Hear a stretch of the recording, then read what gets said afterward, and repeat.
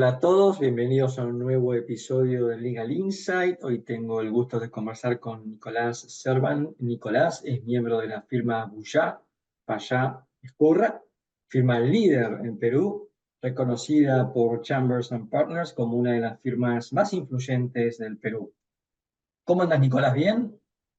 Bien, Augusto, un gusto estar aquí contigo, un verdadero placer.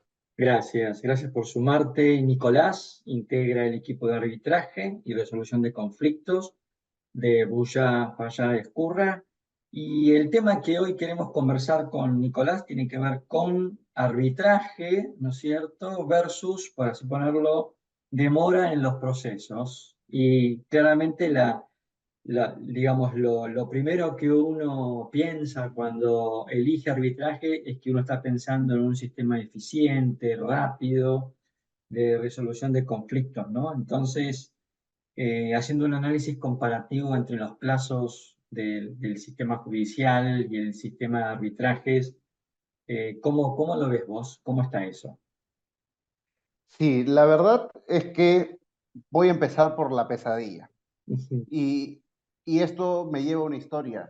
Piensen que alguien celebró un contrato y que quiere cobrar lo que no le han pagado. Situación muy típica cuando alguien celebra un contrato y tiene que ir al Poder Judicial.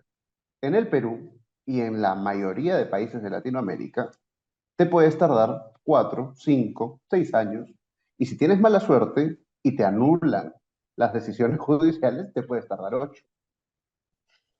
El arbitraje ha venido a hacer frente a esta situación que es realmente lamentable para ofrecerse como un mecanismo alternativo de solución de controversias que te ofrece celeridad y eficiencia. ¿Es perfecto? No lo es.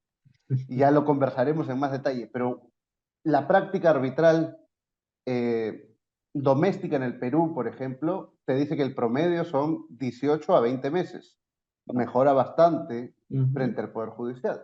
Y si vamos a arbitrajes internacionales en Latinoamérica, por ejemplo, los administrados por la Cámara de Comercio Internacional, encuentras casos de excepción que se resuelven en 12 meses, inclusive casos que se resuelven en 8.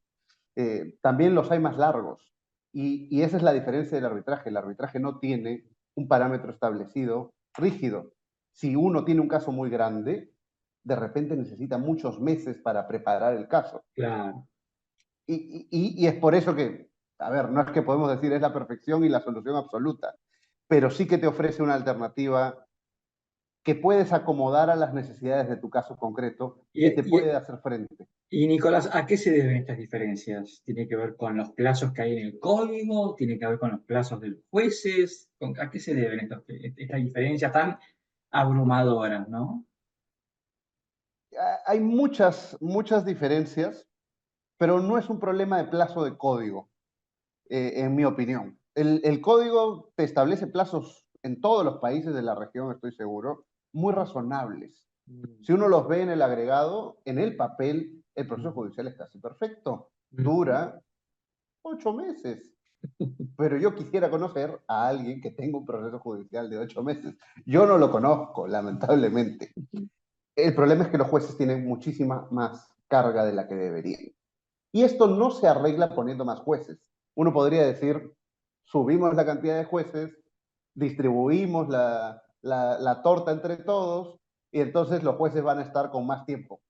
Lo que te demuestra la evidencia de varias investigaciones que se han desarrollado sobre esta materia, y cito por ejemplo la del profesor George Priest, es que se disminuye por un momento la carga procesal, pero como hay más disponibilidad, hay mayor gente que está dispuesta a demandar y se Claro. genera un círculo vicioso de la carga procesal y vuelve a aumentar.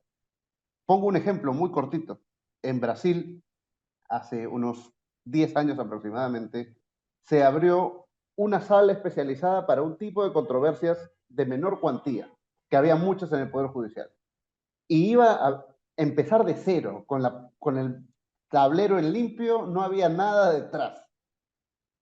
Un año y medio después, tenía la misma carga procesal que el resto de las salas.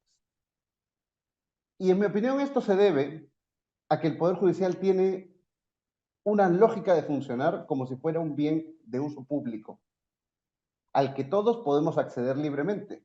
Pero lo que pasa con lo que es de todos y no es de nadie es que se termina generando abuso. Se Ujú. termina generando la teoría del sobrepastoreo. Y no hay un uso eficiente de este recurso que es el Poder Judicial, que al final, para los procesos civiles, y no me voy a meter a terreno peligroso de un proceso penal o de un proceso con una entidad pública, para los procesos privados es un bien privado. Al final el único que gana es aquel que demanda y obtiene su reparación, pero es un proceso de suma cero. Le pasa la plata del demandado al demandante y se acabó. Ellos son los que Ujú. obtienen los beneficios. Claro, la sociedad obtiene un poco de paz de que la gente no se esté peleando por la plata en la calle, Pero pero vos recién nos mencionabas de que claramente el proceso de arbitraje no es perfecto, este, pero pareciera ser como que entre ambas opciones es el mejor. sí, entre ambas opciones yo me inclino que para la justicia privada es una solución muy eficiente y que además se puede adaptar a las necesidades de uno.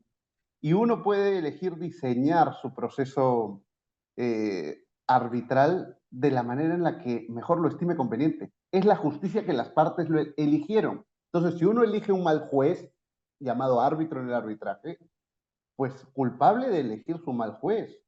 Si uno elige un juez que no lee los papeles, que no lee los escritos que presentan las partes y que no se conoce el caso, es que el único culpable puede ser el que lo eligió. Claro. Entonces, sí, por eso es que no es perfecta, es que no siempre vas a tener un buen juez. Podrías elegir un mal juez, podrías elegir un juez que se demore. Es verdad. Por eso digo que no es perfecta, pero frente a la alternativa 100% pública, en mi opinión, no es la solución. Y esto ha llevado a que investigaciones recientes mencionen, por ejemplo, que para los procesos comerciales internacionales, la jurisdicción default sea el arbitraje y ya no el Poder Judicial. Es decir, si tú no pactas nada, te vas a un arbitraje. Ya hay Bien. que poner más detalles ahí y puntos sobre las IES para aterrizar esto, pero ya hay investigaciones sosteniendo eso.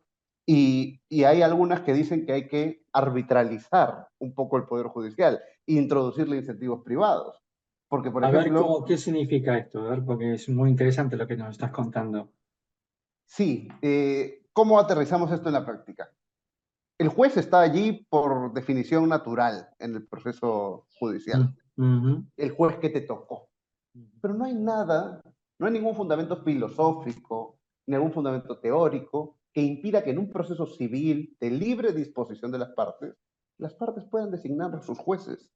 Ya existe esto en el mundo. En Ok. California existe una figura que se llama buy your judge, y no es compra a tu juez, te lo estás comprando corruptamente, sino compra al juez que tú quieres que decida. ¿Y a quiénes se nombran? A ex jueces de las salas supremas o de las salas de Claro. apelaciones para que resuelvan la controversia. Tienen toda la experiencia y tienen más disponibilidad, lo hacen más rápido. Y ese proceso sí que te cuesta, porque tienes que pagarle al juez para que resuelva la controversia. Pero es una alternativa mucho más célere. Y abres el pool de jueces contra los que puedes ¿Y qué, y qué, y resolver qué, controversias. y qué diferencia sustantiva hay entre buy your judge y un arbitraje? ¿Cuál es la diferencia más importante ahí? Porque al final del día Es es muy como que parecido. son dos cosas muy análogas, ¿no? Nada más que uno está con toga y el otro no, digamos, ¿cuál sería la diferencia?